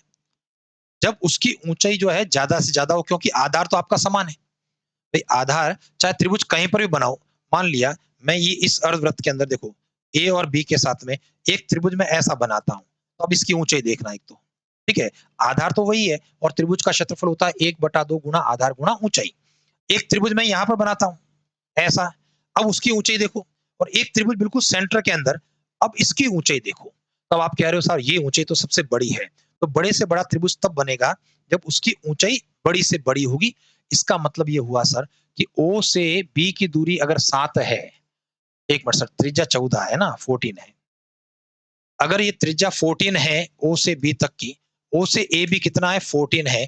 और यहां पर O से लेकर के C तक की ऊंचाई भी कितनी होगी? 14 के बराबर होगी। और हमारा प्रश्न कह रहा है अर्धवृत्त का वह हिस्सा जो त्रिभुज के द्वारा घेरा नहीं गया है उसका क्षेत्रफल चाहिए। तो बहुत आसान है सर, आपका आंसर क्या रहा? अर्धवृत्त का क्षेत्रफल माइनस त्रिभुज का क्षेत्रफल। और अर्धवृत्त का क्षेत्रफल का फॉर्मूला क्या रहा? 1/2 पाई आर स्क्वायर, पूरा वृत्त है पाई आर स्क्वायर, अर्धवृत्त 1/2 पाई आर स्क्वायर, और त्रिभुज का क्षेत्रफल हम सीधा फॉर्मूला, सरल वाला फॉर्मूला 1/2 गुना आधार गुना ऊंचाई की बात करेंगे। चलिए वैल्यूज को रखना है, पाई का मान रखना पड़ेगा मुझे क्योंकि चार ऑप्शन में पाई के रूप में उत्तर नहीं है। अर्धवृत्त की त्रिज्या कितनी है? 14 है, तो आर स्क्वायर 14 मल्टीप्लाई 14 हो गया, माइनस 1/2 आधार गुना ऊंचाई। देखिए त्रिभुज का आधार, तो त्रिभुज का आधार तो ये पूरा है सर, है ना, ए से बी तक की लंबाई 28 और ऊंचाई त्रिभुज की 14 के बराबर हो गई। चलिए कैलकुलेशन कर लेते हैं। 2 के पहाड़े से 28 कट जाएगा 14 बार, और इसी प्रकार से 7 से 14 कटेगा 2 बार, और 2 से कट गया 2 बार, तो 22 और 14 का गुणा, 22 चौक 88, यहाँ से लगा 8, 22 और 8 30, और यहाँ पर 14 और 14 गुणा 196। कैलकुलेशन जरूर देखें आप, 6 और 2 8 हासिल 1 0, और यहाँ पर कितना होगा सर? 102। एक मिनट वापस से देखना चाहिए मुझे। 6 और 2 8 हो गया, 9 और 1 10, यहाँ 1 आएगा, 9 और 1 10, 112। ठीक है, 6 2 8, 9 और 1 10, हासिल 1 3, 112 सेंटीमीटर स्क्वायर, ये हमारे प्रश्न का आंसर है। तो यहाँ टेक्निकल चीज क्या रही सर? बड़े से बड़ा त्रिभुज का मतलब है कि जिस त्रिभुज की ऊंचाई बड़ी से बड़ी होगी और वो बिल्कुल सेंटर के ऊपर होगा, उसकी ऊंचाई 14 के बराबर होगी। ठीक है ना?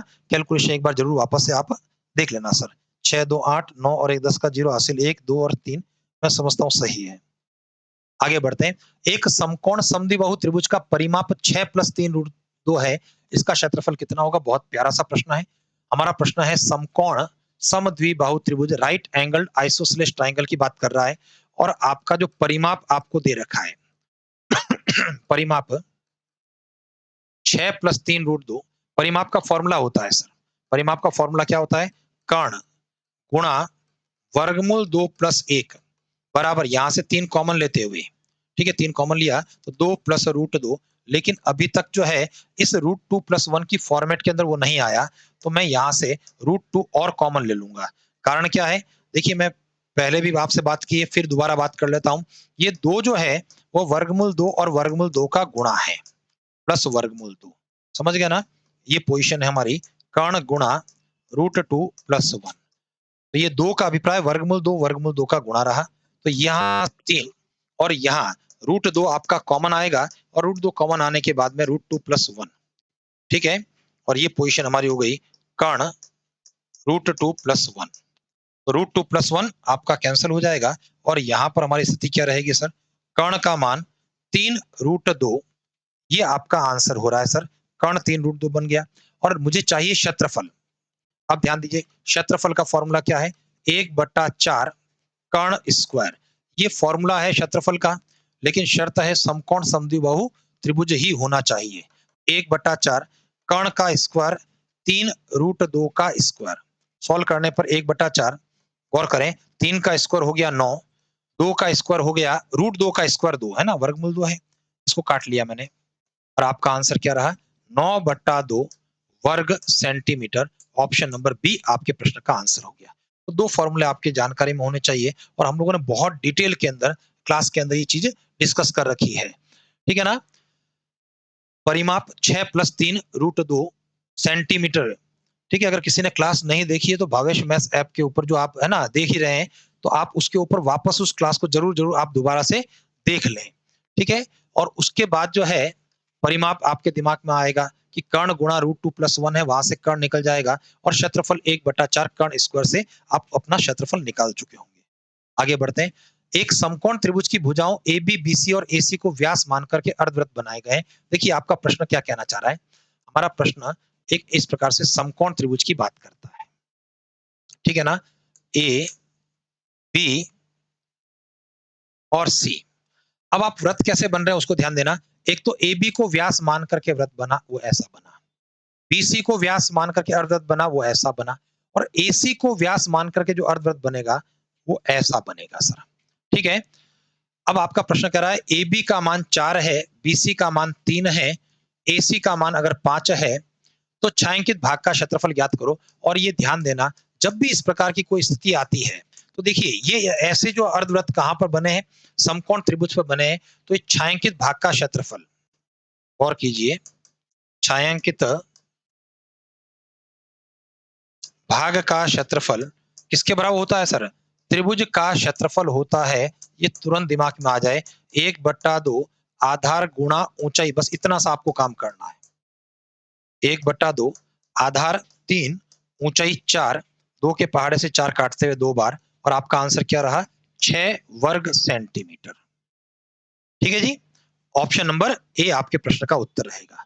वापस से ध्यान देना, जब इस प्रकार की सिचुएशन किसी भी प्रकार की आकृति के साथ में हो, जैसे समकोण त्रिभुज में हमने बात कर ली, अगर यही स्थिति वर्ग में होती, ध्यान देना सर, ये वर्ग है, देखिए हर भुजा को व्यास मान करके अर्धवृत्त बनाए गए इस प्रकार से और एक ऐसा वृत्त बना दिया, समझ गए?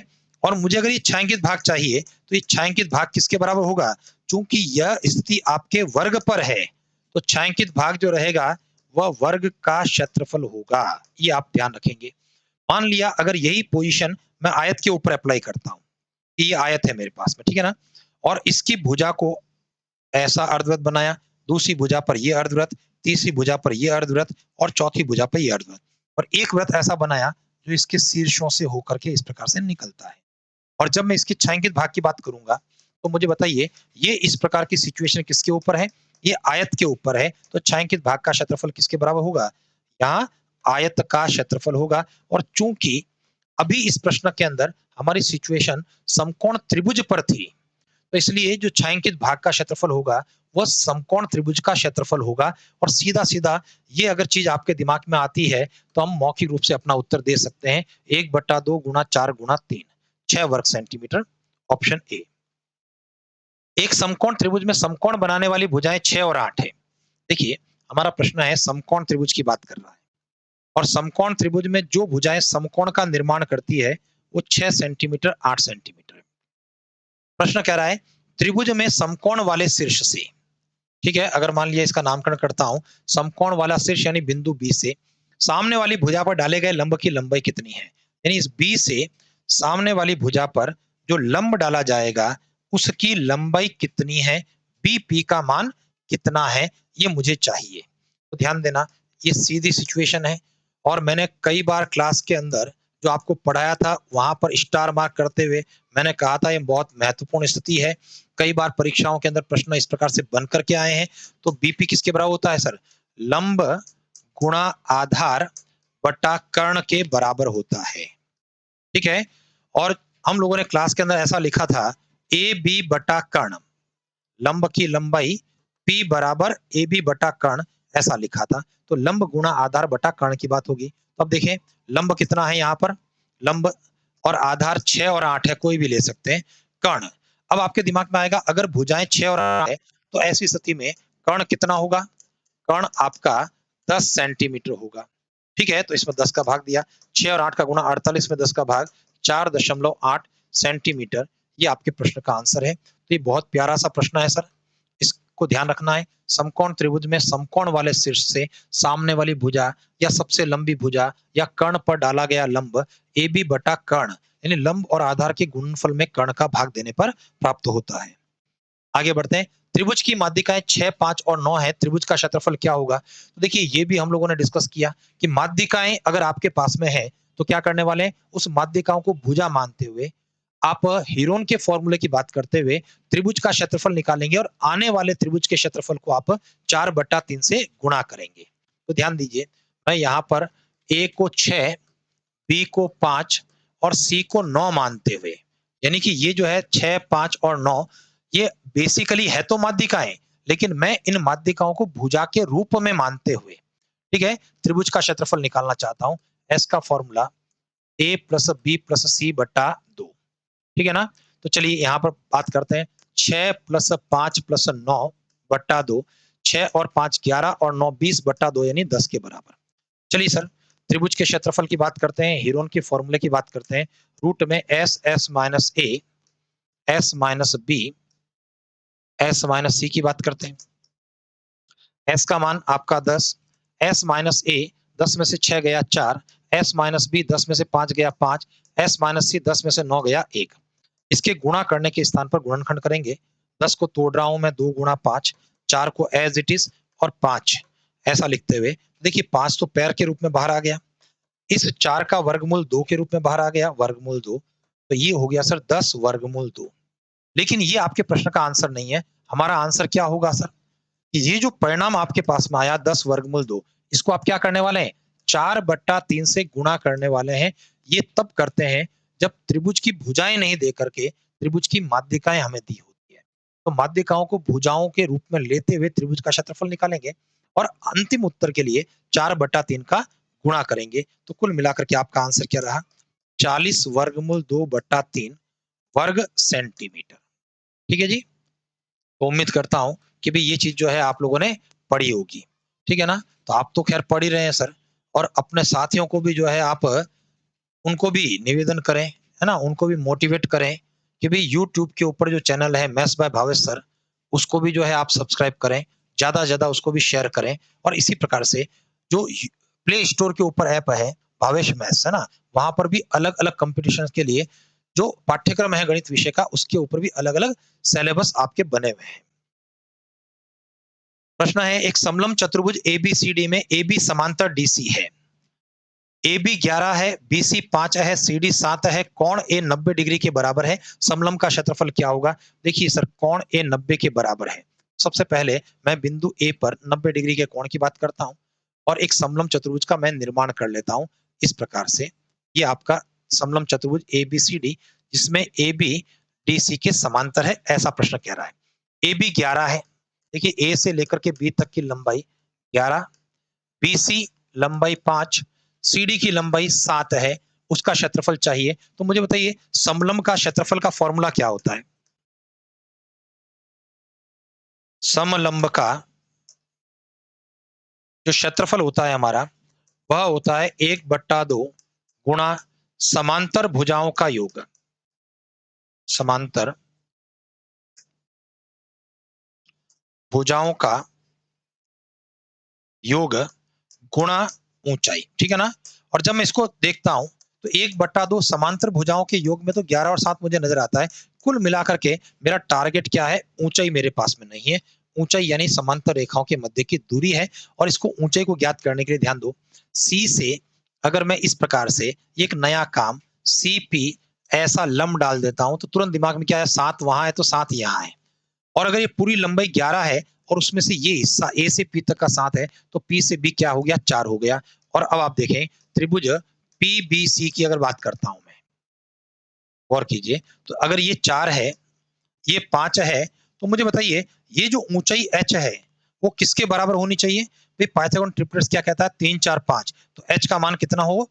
3 के बराबर हो जाए। ऊंचाई आपकी 3 हो गई। 1/2, 11 और 7 हो गया 18 गुणा 3, 2 के पहाड़े से 6 कट गया, 6 बार कट गया, और 6 और 3 कितना हो गया? 18 वर्ग सेंटीमीटर। ये आपके प्रश्न का क्या हो गया सर? उत्तर आ गया। अब देखिए सर कुछ गड़बड़ हो रही है सर, ऐसा लग रहा है ना? या तो जो है उत्तर के अंदर मेरे पास में उत्तर यहाँ नहीं है। 11 और 7 18 ही होता है सर। अब देखिए गलती कहाँ हुई, देखो इधर। ये 2 से 18 काटा है मैंने, और 2 से 18 कितनी बार कटेगा? 9 बार कटेगा। तो ये हमारी प्रश्न की गलती हो गई सर। इसको वापस मिटाता हूँ। वापस ध्यान दीजिए, h का मान हम लोगों ने निकाल दिया, और उसके बाद 1/2, 11 और 7 का योग हुआ 18 गुणा 3, 2 के पहाड़े से 18 कटेगा 9 बार, ठीक है? और 9 और 3 का गुणा 27 वर्ग सेंटीमीटर, ये आपके प्रश्न का आंसर होगा। और जब 4 ऑप्शन देखता हूं तो ऑप्शन नंबर ए आपके प्रश्न का उत्तर रहेगा। आगे बढ़ते हैं। अगला प्रश्न है, आयताकार तस्वीर की लंबाई और चौड़ाई 40 सेंटीमीटर 24 सेंटीमीटर है। इसके बाहर चारों ओर 3 सेंटीमीटर चौड़ी लकड़ी की फ्रेम लगी है। देखिए हमारी स्थिति क्या है? आयताकार तस्वीर, ठीक है, 40 सेंटीमीटर 24 सेंटीमीटर उसकी चौड़ाई, बाहर फ्रेम लगा है, 3 सेंटीमीटर चौड़ा फ्रेम है, इधर इधर सब जगह 3 सेंटीमीटर का फ्रेम है। अब मुझे चाहिए 35 रुपए प्रति 100 वर्ग सेंटीमीटर भाव से फ्रेम का मूल्य कितना होगा? यानी फ्रेम का क्षेत्रफल ज्ञात करेंगे और उसके बाद 35 से गुणा करते हुए 100 का भाग देंगे, ठीक है? तो अब मैं बात करना चाहता हूं फ्रेम का क्षेत्रफल। फ्रेम का क्षेत्रफल आपके दिमाग में आएगा बाहरी क्षेत्रफल, बाहरी क्षेत्रफल माइनस भीतरी क्षेत्रफल या आंतरिक क्षेत्रफल। अंदर का माप आपके पास में है 40 गुणा 24 के रूप में। चलिए बाहर के माप के लिए जोड़ना पड़ेगा, और ध्यान दीजिए यहां पर जब जोड़ेंगे तो 40 तो ये है सर, 40 के आगे 3 राइट के अंदर भी है और 3 लेफ्ट के अंदर भी है, तो इसका मतलब 40 में 6 जोड़ते हुए 46 होगा। और इसी क्रम में 24 में भी बाउंड्री जो है बॉर्डर नीचे की ओर है और 3 सेंटीमीटर की बॉर्डर ऊपर भी है, तो 24 में 6 जोड़ते हुए 30 करेंगे। ये ध्यान देना सर, केवल 3 जोड़ना हमारे लिए पर्याप्त नहीं है, दोनों तरफ 3 3 है तो 6 जोड़ा जाएगा। गुणा करने पर 3 छंग 18 80 लगा 1, 3 चौक 12 और 1 13, माइनस में 0, 24 चौक 96, गुणा घटाने पर 8 में से 6 गया 2, 9 और 4 13, 420 वर्ग सेंटीमीटर ये फ्रेम का क्षेत्रफल हो गया। और अब उसकी अगर मूल्य की बात करता हूं तो 420 का किससे गुणा करूंगा मैं?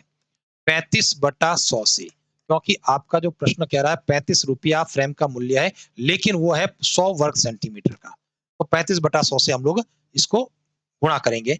देखिए पोजीशन हमारी 0 से 0 काट लेते हैं, 5 का पहाड़ा 7 बार, 5 के पहाड़े से 2 बार, 2 के पहाड़े से यह कट जाएगा 21 बार, और 21 और 7 का गुणा कितना?